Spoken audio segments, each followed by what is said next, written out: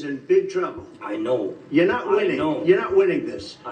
You have a damn good chance of coming out okay because of us. Mr. President, we are staying in our country, staying strong from the very beginning of the war. We've been alone, and we are thankful. I said thanks you haven't in been this alone. cabinet, you and haven't not been only alone. in this cabinet. We gave you, through I this said stupid president, $350 billion.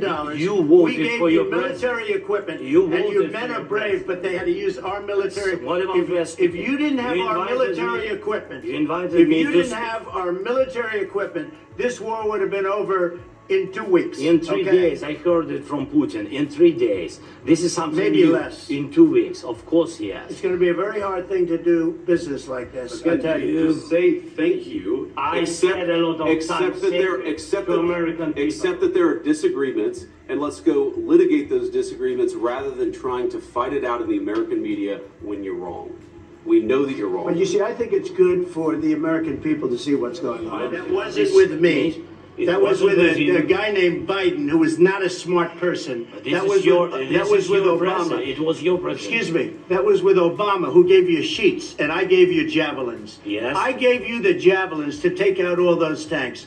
Obama gave you sheets.